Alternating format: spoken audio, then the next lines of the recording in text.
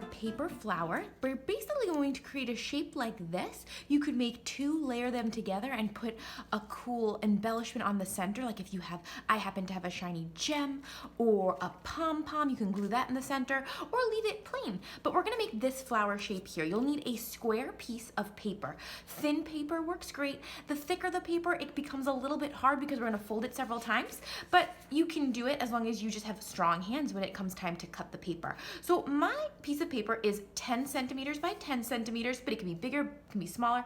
You're gonna start by folding it corner to corner to create a triangle. Try to line up the edges, crease it.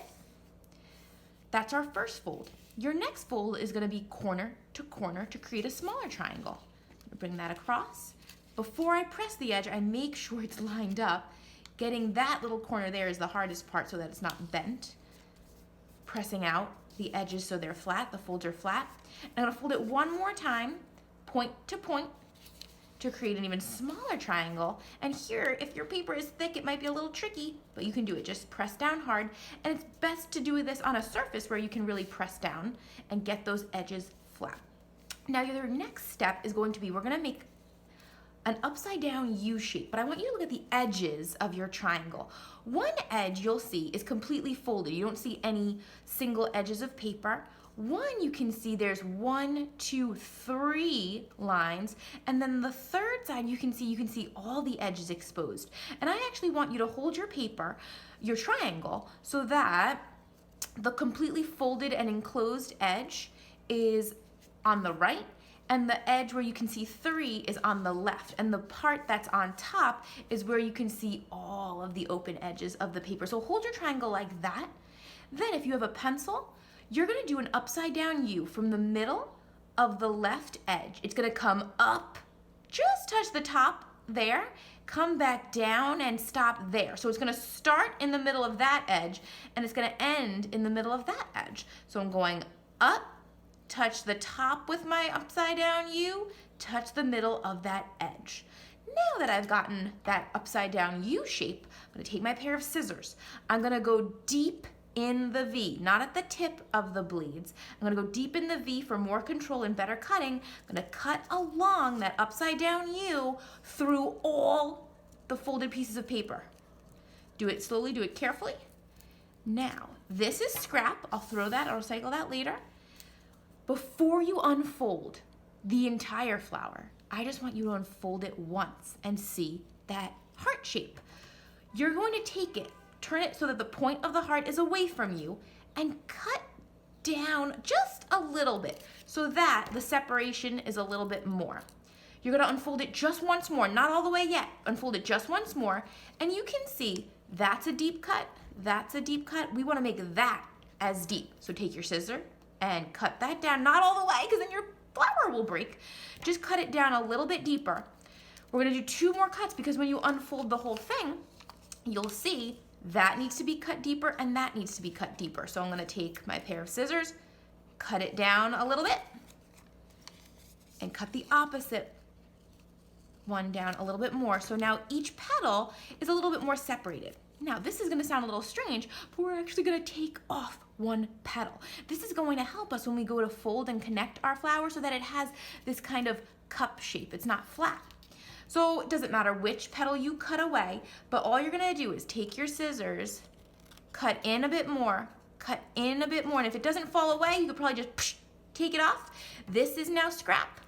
Now this next step, I'm gonna take a petal that was next to the one that I removed. So either this one or this one. Don't do one from the other side. It'll only work if you take a petal that was next to or adjacent to the one that we just removed, and you're actually gonna cut it off, leaving a little triangle. So watch how I'm cutting this one. I could do this one here, or I can cut this one here, leaving a little triangle, and that triangle is gonna become important. You'll see why.